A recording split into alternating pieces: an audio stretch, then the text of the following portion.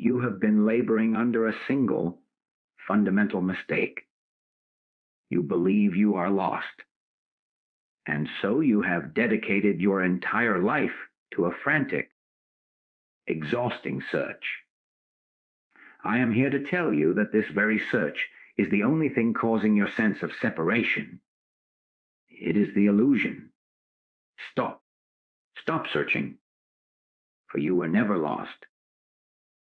The kingdom of reality, the presence of the infinite, is not a destination to be reached after a long journey.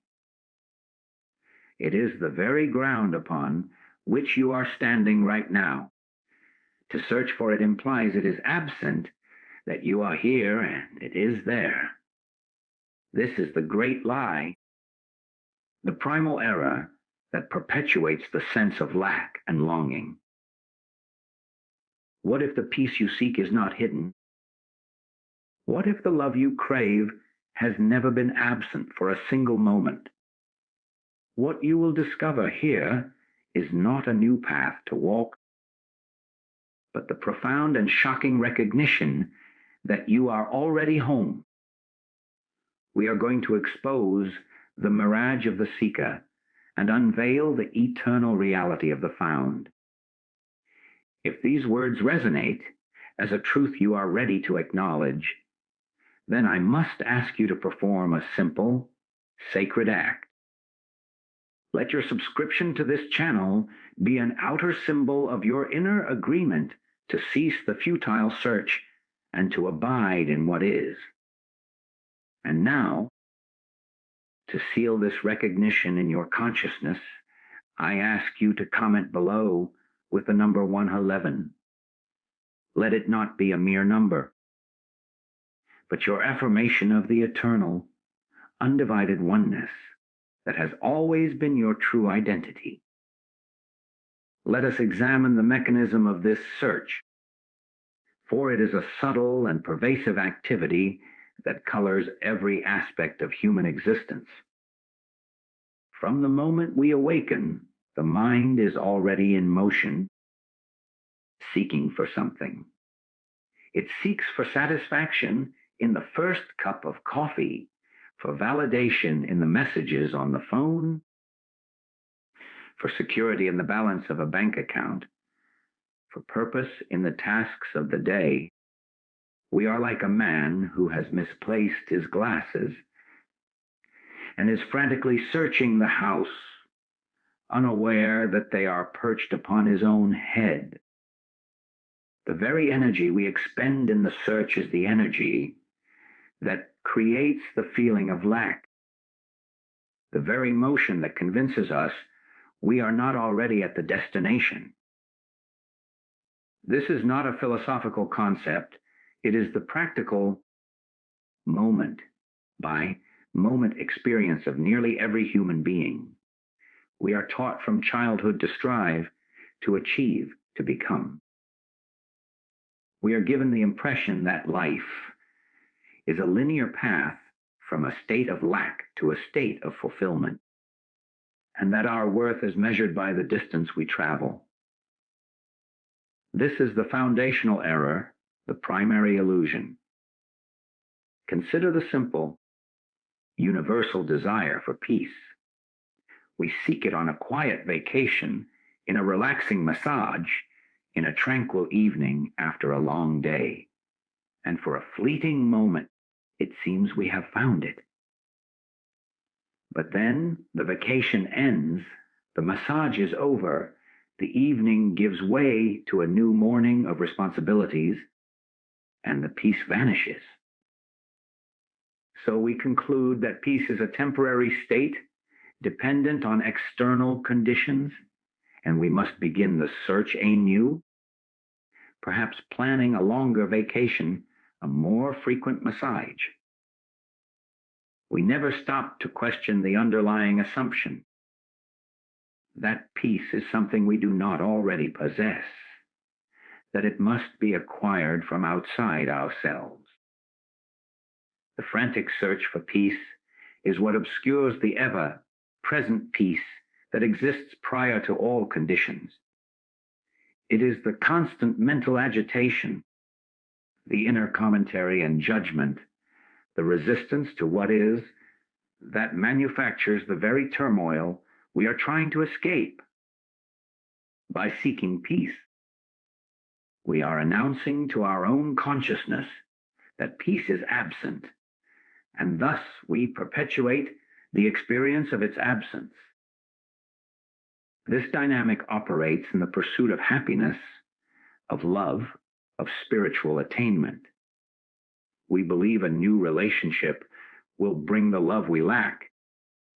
A promotion will bring the fulfillment we crave.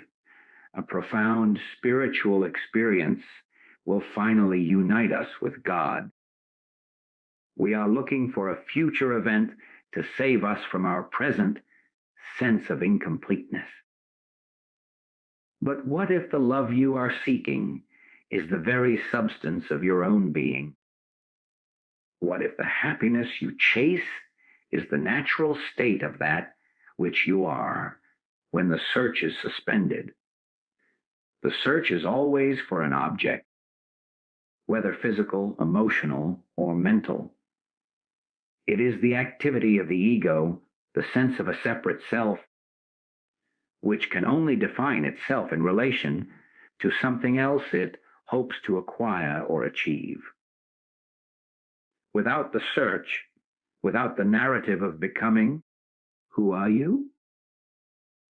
This is not a question to be answered with another thought, but an invitation to a profound silence. Observe the sunset. The mind, conditioned by seeking, may immediately comment, "How beautiful," and then just as quickly, "I wish I could capture this in a photograph," or "I must remember to come here again tomorrow." This is the search in action, attempting to possess the experience, to store it for the future, and in doing so, it completely misses the pristine, unadorned reality of the sunset itself. The beauty is not in the thought about the sunset, it is in the direct, unmediated perception that occurs when the seeking mind is quiet. In that moment of pure seeing, without the interpreter, without the one trying to have an experience, what remains? There is only the sunset, and yet there is not even a separate. You, seeing a separate sunset. There is only seeing. This is a glimpse of the unsearched for reality. The entire spiritual marketplace is built upon this premise of seeking. It offers new techniques, new meditations, new teachings, new gurus, all promising to lead you to the goal you feel you have not attained. And so you jump from one practice to another, from one book to the next, accumulating knowledge and experiences, building a more spiritually sophisticated sense of self. But this spiritual seeker is still a seeker, and is therefore still rooted in the conviction of being separate from what it seeks. The most radical, the most shocking, and the only true transformation occurs when you see the utter futility of the search itself. It is not about finding a better path. It is the realization that you do not need a path at all because you are already home. The treasure is not buried in a distant land. It is the very ground upon which you have been standing all along, but you have been too busy digging to notice. To cease searching is not an act of resignation or laziness. It is the highest form of spiritual intelligence, a total surrender of the illusion of a separate, seeking self into the vastness of what is. This is the great awakening, the falling away of the seeker and the revelation of the sought. This recognition that you are not a seeker on a path, But the very goal itself is the most profound reversal of human understanding. It is not an attainment, but a dismantling of a lifelong misconception. We have been conditioned to see ourselves as pilgrims journeying toward a distant shrine, and our entire sense of identity is wrapped up in this narrative of progression. We measure our worth by how far we have traveled, how many spiritual texts we have digested, how many hours we have meditated. We speak of being on the path as a point of pride, yet this very identity as a pilgrim, as a seeker, is the final and most subtle barrier. For if you are a seeker, then by definition, what you seek must be other than you, and you must be separate from it. This is the core of the illusion. Consider the wave in the ocean. The wave may believe it is on a journey. It may strive to be a better, more powerful, more beautiful wave. It may seek to travel great distances and have profound experiences. It may look at the horizon and feel a deep longing for something it cannot name. It feels separate, finite, with a beginning and an end. Yet, in every moment of its existence, what is the wave but the ocean itself? Its substance is not separate from the ocean. Its very being is ocean. The wave is not traveling to the ocean. It is the ocean, expressing itself momentarily as a wave. The goal of the wave is to realize it is ocean, not to become a better wave. Your true self is not the finite, seeking wave of personal identity. It is the infinite, ever-present ocean of being. The moment this is glimpsed, the seeking collapses, not because the goal has been found, but because the seeker is seen to have never been real in the way it imagined. This plays out in the most mundane aspects of daily life. You sit down to meditate, aiming for a state of perfect stillness. The mind is busy, and you, the meditator, struggle against the thoughts. You are the seeker of silence, fighting against the noise. But who is this seeker? Is it not another movement of thought itself? The thought, I am not peaceful, arises, and then the thought, I must become peaceful, arises in opposition to it. This is a battle between two waves, both forgetting they are ocean. The shift occurs not when you win the battle, but when you see that the one who is seeking peace is itself the very agitation it is trying to escape. There is no separate. You, to find silence, there is only the allowing of all sounds, internal and external, and in that profound allowing, a silence that was never absent is revealed. This silence is not the opposite of noise. It is the ground from which both sound and the perception of sound arise. Or consider the pursuit of love in relationships. You seek a partner to complete you, to make you feel whole. This seeking comes from a deep, seated feeling of lack, the belief that you are an incomplete wave. Every relationship then becomes a test. Does this person make me feel whole? This is an immense burden to place on another human being, and it is the source of most relational conflict. The realization that you are the goal means that you are the very wholeness, the very love you have been seeking. You are not an empty cup waiting to be filled by another. You are the fountain itself. This does not make relationships obsolete. It transfigures them. They are no longer about two lacks trying to fill each other, but about two expressions of wholeness sharing their abundance. The relationship ceases to be a search and becomes a celebration.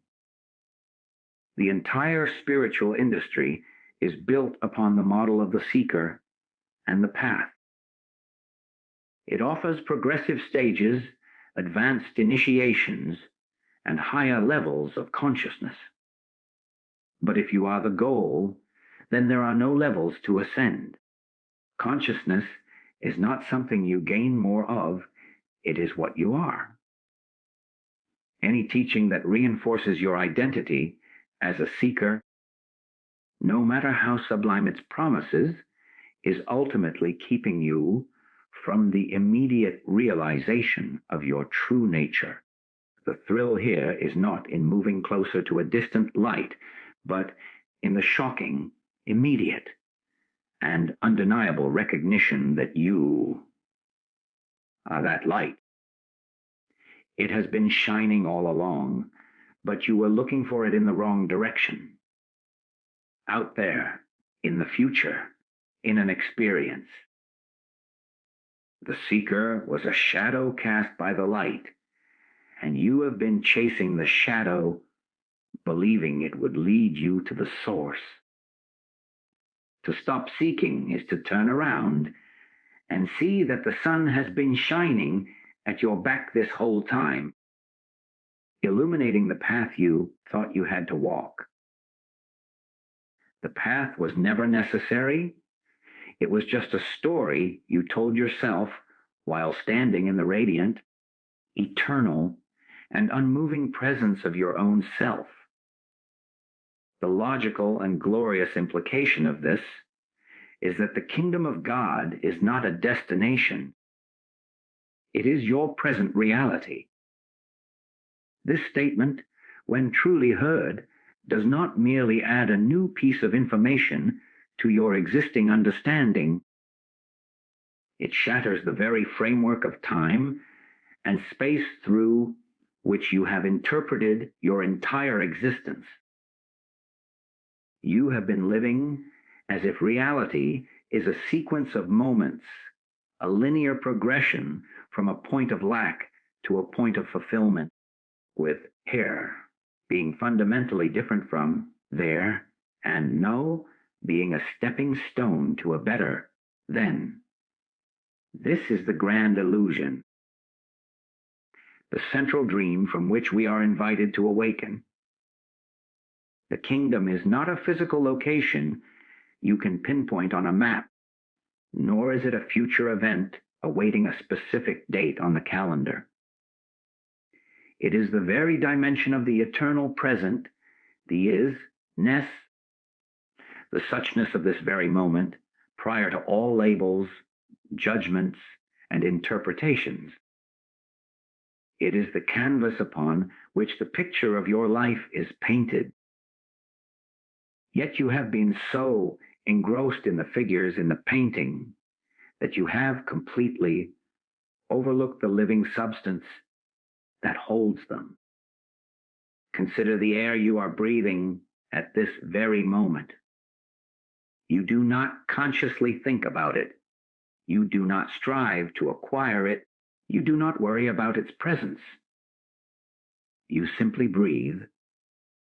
It is available, omnipresent, and sustaining your life effortlessly. The kingdom is like that air. It is the fundamental, non-conceptual reality in which you live and move and have your being. You are swimming in it, yet your frantic search for a distant oasis has made you feel perpetually thirsty. We look for God in the spectacular, in the miraculous, in the emotionally overwhelming spiritual experience. We wait for a bolt of lightning from heaven to signal our arrival. But the fundamental reality of God is not in the lightning, it is in the space that allows the lightning to appear. It is not in the dramatic thought or the powerful feeling. It is in the aware, silent presence that witnesses all thoughts and feelings without being defined by them. This is why it is said to be at hand. It is closer than your next breath, more immediate than your next thought. Look at the objects in the room around you. Your mind immediately labels them a chair, a table, a book. These labels are useful for navigation, but they also obscure the direct reality of what is present. The labeled chair comes with a history, a function, a set of associations. But before the label, what is it?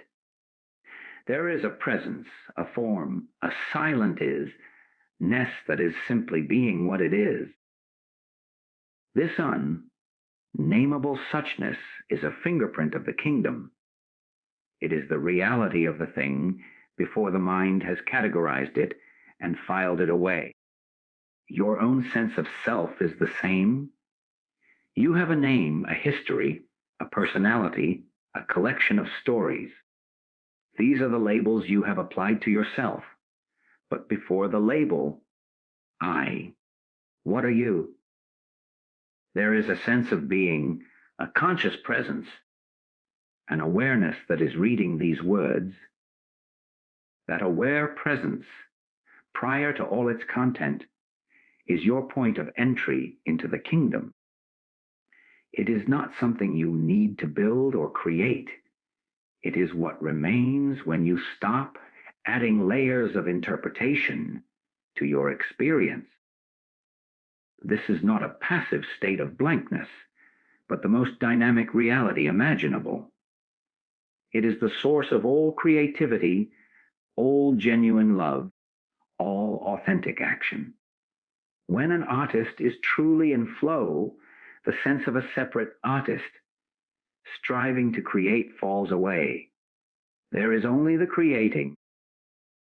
The music composes itself. The painting paints itself. The artist becomes a conduit for the intelligence of the kingdom. This is action without the actor, love without the lover, because it is an expression of the whole, not the ambition of a fragment. Your daily life is filled with opportunities to notice this. While washing the dishes, can you for a moment drop the story of, I am washing dishes, and simply be with the feeling of the warm water, the sight of the soap bubbles, the sound of the clinking plates? In that moment, without the seeker seeking for a better moment elsewhere, the ordinary is revealed as the extraordinary. The chore becomes a sacrament, not because the dishes are holy, but because the consciousness with which you are doing it is touching upon its own eternal nature. The kingdom is not revealed by changing what you do, but by awakening to the reality of who you are while you are doing it. The veil between the sacred and the profane is not a physical barrier, it is a thought. When that thought is quiet, there is no veil. The entire world shines with a light from within, not because the world has changed, but because the faculty of seeing has been cleansed of the seeker. You are not moving toward a holy city. You are discovering that the ground you walk on is holy. The air you breathe is holy. The very awareness that you are is the heart of holiness itself. To truly understand why this search is the core of the problem, we must look directly at its foundation, the misperception of lack and absence. This is not a simple mistake. It is the primary lens through which the unawakened mind views all of existence. It is a deep, often unconscious, conviction that something is missing, that you are incomplete. and that reality as it is presented to you in this moment is not enough. This perceived absence is the engine that drives the entire machinery of human striving, anxiety, and spiritual seeking. It is the invisible wound that we are constantly trying to heal through external means. We feel a hollow space within, and we spend our lives trying to fill it with accomplishments, relationships, possessions, and even spiritual experiences. But the hollowness is not a fact. It is a misinterpretation. It is like looking at the sky and seeing an empty blue vault, completely missing the vibrant, living, intelligent atmosphere that is teeming with invisible forces, light, and the very breath of life. You are focusing on the absence of solid objects and calling it emptiness, when in truth it is a profound and dynamic fullness. This sense of lack manifests in 1,000 subtle ways throughout your day.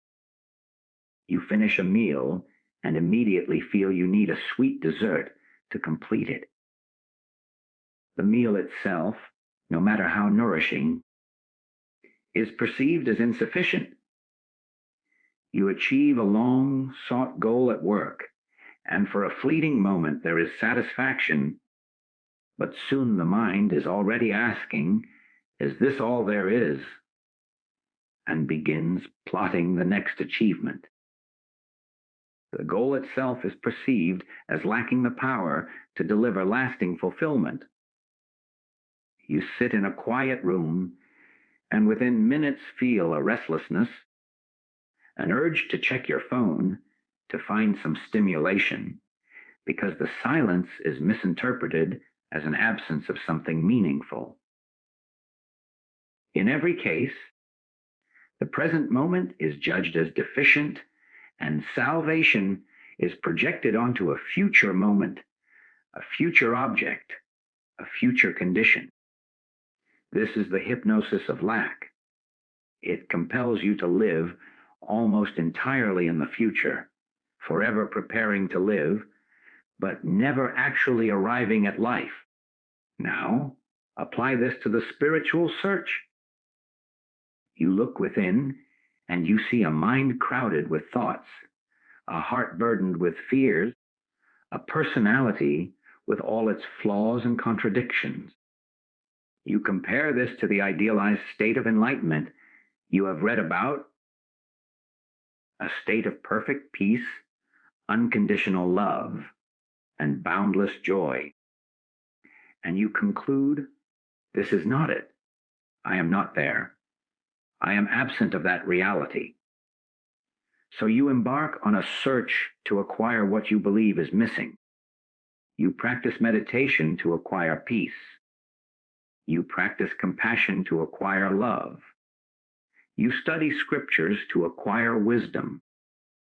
But all of these activities, however noble they may seem, are rooted in the foundational error that you are currently absent of peace, absent of love, absent of wisdom.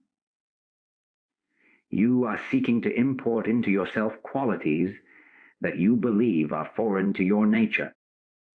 This is the ultimate self, rejection. The peace you seek is not an experience that will someday replace your current experience. It is the very aware space in which all experiences, peaceful, chaotic, joyful, or sad, arise and subside. You are not absent of it, you are it. The love you crave is not an emotion you must manufacture. It is the fundamental substance of your being, which becomes obscured when you are focused on getting love rather than being loved. The search itself is a declaration of war upon your present reality, and any peace found through war is temporary and fragile. The thrill of this discovery is that it calls for a complete cessation of the acquisitive mind. It is not about becoming a better person, but about seeing through the illusion of the person who needs to be better. It is about realizing that the hollowness you feel is not a void to be filled, but a vastness to be recognized. It is the infinite capacity of your own consciousness, which, because it has no solid form, is perceived by the mind as a lack. When you stop trying to fill this perceived absence, a miraculous transformation occurs. You begin to notice that the simple act of being aware, without trying to change, fix, or improve what you are aware of, is itself a state of profound peace.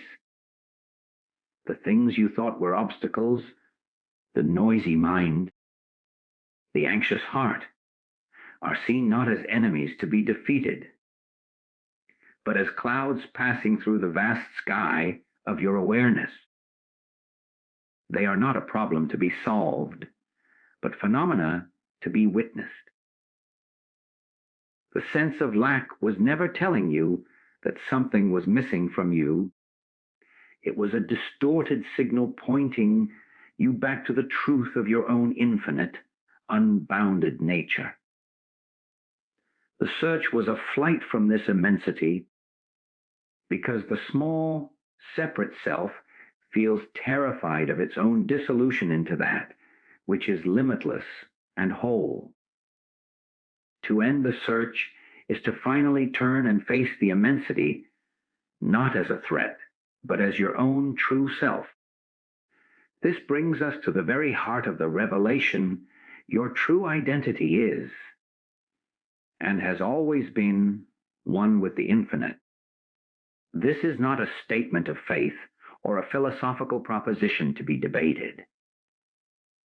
It is a fact of existence, as fundamental as gravity, yet it remains the most overlooked truth in human experience.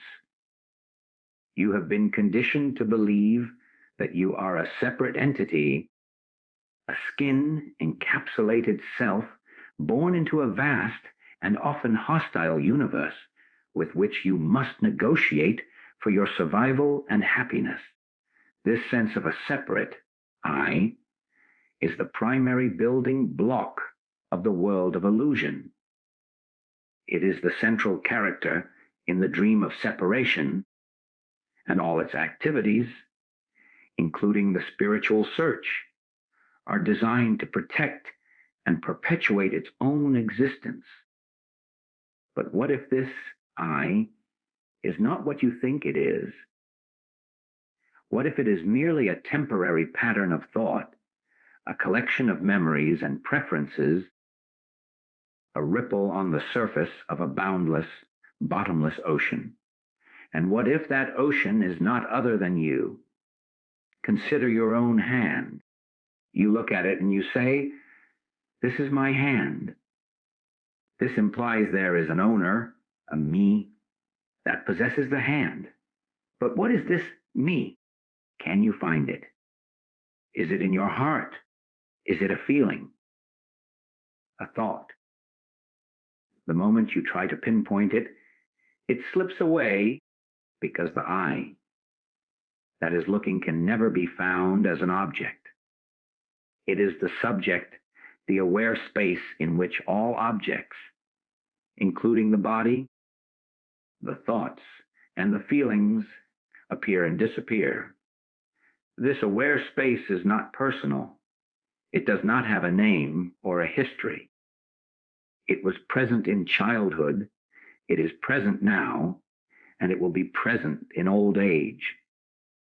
It is the one constant in a lifetime of change. This consciousness is not yours, it is you. And this you is not separate from the consciousness that animates the tree outside your window or the bird singing in its branches. There is only one consciousness, one infinite being, appearing as the incredible diversity of the universe. You are not a drop in the ocean. You are the entire ocean expressing itself as a drop. The drop may feel small and temporary, but its substance is the eternal ocean. This is not an abstract concept to be understood, but a living reality to be recognized in the most ordinary moments. When you are completely absorbed in a task, so much so that you forget yourself, perhaps while gardening, playing an instrument, or listening intently to a friend, the separate I vanishes. In that gap, there is only the doing, the listening, the being. There is no mediator between you and the experience. This is a fleeting taste of your true identity. The thrill and the joy in that moment do not come from the activity itself, but from the temporary cessation of the separate self. You are, for a moment, functioning as the whole, without the division of a me and a not me. The artist disappears into the art, the musician disappears into the music. This is the state of oneness, not as a mystical attainment, but as the natural state of being, when the illusion of separation is not actively being generated by thought. The implications of this are utterly transformative for how you relate to the world. If you are one with the infinite, then the world is not outside you. The person you speak to is not a stranger. They are another manifestation of the same one life that you are. The challenge you face is not an external force attacking a separate you. It is the infinite moving within itself, presenting an opportunity for a new expression of intelligence and grace. Your body is not a prison for your spirit. It is a localized presentation of the infinite, through which the infinite perceives and experiences its own creation.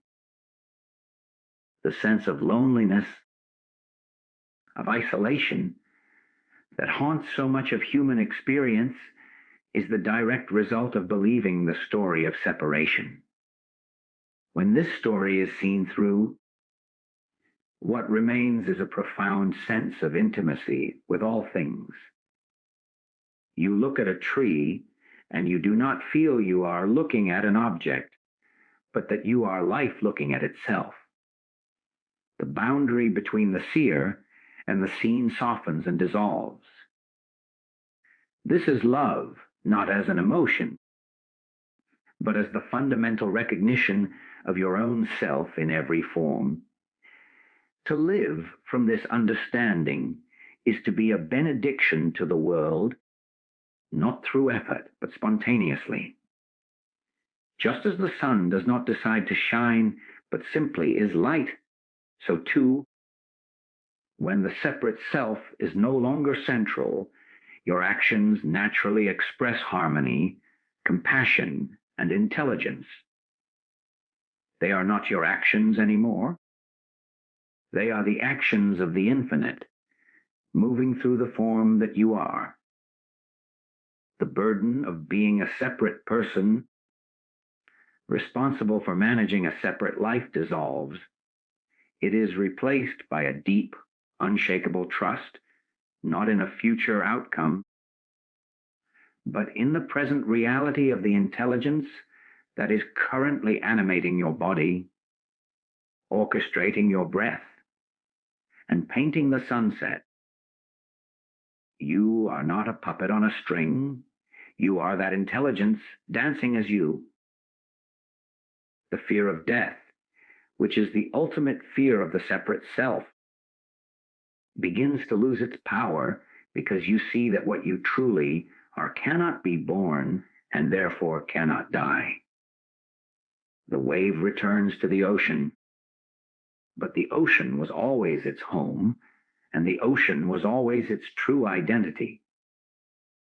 To know this, not as a theory, but as the very substance of your being is to be free.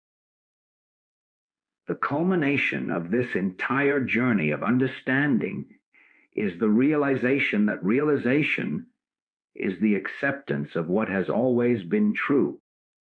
This is the final and perhaps most subtle point where the last vestige of the seeker can attempt to co-opt the truth. The mind, ever so clever, may hear all of this and formulate a new goal. I must now achieve the state of acceptance. I must work on accepting my oneness. But this, too, is just another wave in the ocean, another movement within the very reality you are being invited to acknowledge. Acceptance is not an action you perform, it is a cessation of resistance. It is the profound, often quiet, recognition that the truth of your being is not contingent upon your understanding of it, your feeling of it, or your acceptance of it. The sun does not need your permission to shine, it shines. The infinite does not require your acknowledgement to be, it is. Your acceptance is merely the falling away of the argument against what is eternally so. This is why all striving is ultimately futile. You cannot strive to be what you already are.